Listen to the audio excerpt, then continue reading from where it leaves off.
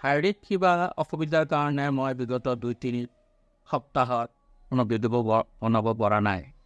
সেইকাৰণে মই দুখ প্ৰকাশ কৰিছোঁ।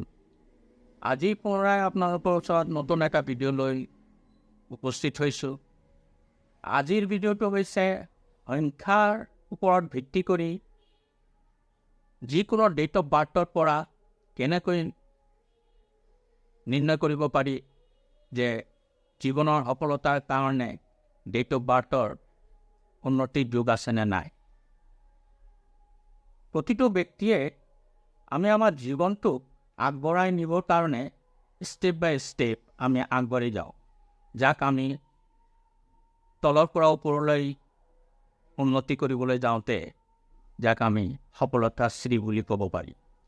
আমি সকলোৱে জানো যে 1ৰ পৰা 9লৈ যি 9টা সংখ্যা আছে, এই 9টা সংখ্যা 9টা গ্ৰহৰ নামেৰে পৰিচিত।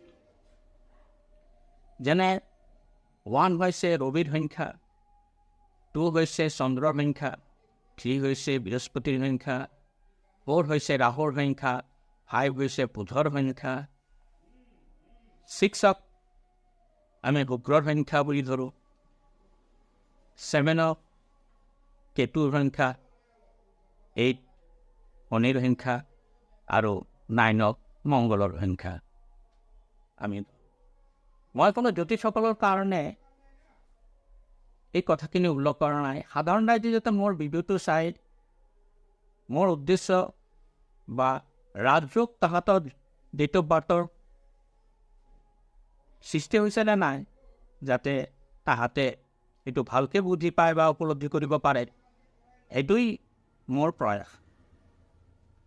জীৱনৰ সফলতাৰ কথা উল্লেখ কৰিবলৈ গ'লে যিকোনো DOB ডেট অফ বাৰ্থত ৰাজযোগ বোল্ড উৎপন্ন হৈছে নে নাই এইটো চাবৰ কাৰণে কোন 3টা গ্ৰহ সংখ্যাৰ কথাৰ ওপৰত বেছি গুৰুত্ব দিব লাগিব তাৰ বিচাৰ কৰিবৰ বাবে মই প্ৰথমে ৰাহু আৰু ৰাহুৰ সংখ্যাৰ কথাই উল্লেখ কৰিম।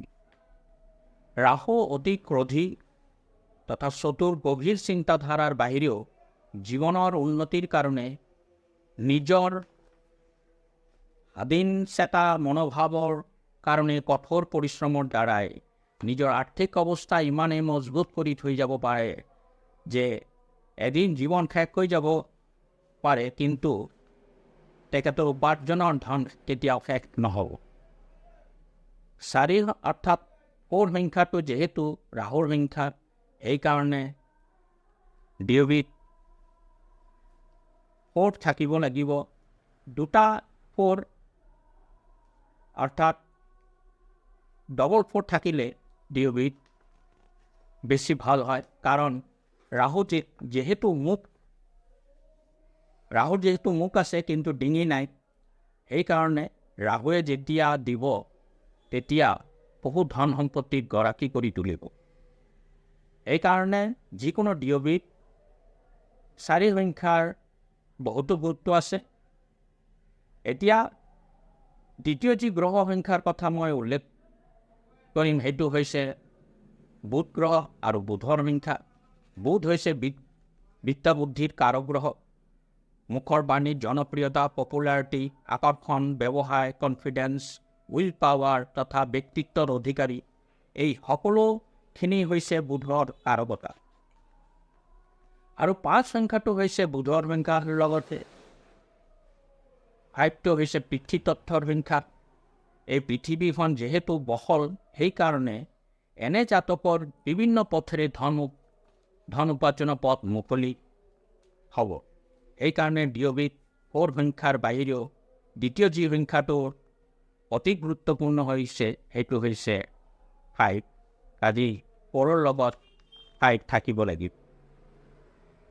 শেষত তৃতীয় যি গ্ৰহ সংখ্যাৰ কথাটো মই ক'ব খুজিছোঁ সেইটো হৈছে শুক্ৰৰ সংখ্যা। শুক্ৰ হৈছে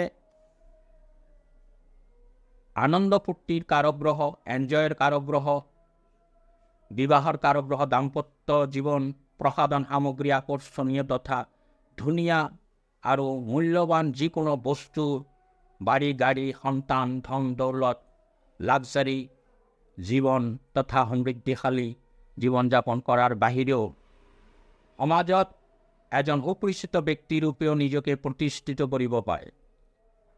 এনে ব্যক্তিৰ যথেষ্ট বেংক বেলেঞ্চ থাকিব। বিদেশ ভ্ৰমণ অসম্ভৱ নহয়। সেইকাৰণে যাৰ DOB 4 and 5 সংখ্যাৰ বাহিৰেও 6 সংখ্যাটো থাকিব, তেনে ব্যক্তিসকলে এনে ৰাজযোগ বোৰ্ডৰ ফল ভোগ কৰিব পাৰিব। এই যোগ অতি শুভ এটা যোগ। এই যোগটোক আমি তলৰ পৰা ওপৰলৈ আমি যেতিয়া জীৱনত উন্নতি কৰোঁ, তেতিয়া আমি সৰুৰ পৰাই ডাঙৰ হ'বলৈ চেষ্টা কৰোঁ। এইকাৰণে 6, 5 and 4 হিচাপেও বৰ্ণনা কৰিব পাৰি, অৰ্থাৎ তলৰ পৰা ওপৰলৈ গ'লে, যাক আমি সফলতাৰ চিৰি বুলিও উল্লেখ কৰিব পাৰি। এনে যোগ চক্ৰত থাকিলে সেই ব্যক্তিৰ জীৱনত যাক জমকতাপূৰ্ণ লাইফ উপভোগ কৰে।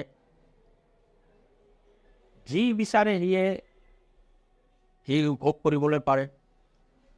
আজিৰ ভিডিঅ'ত এইখিনিতে সামৰিলোঁ।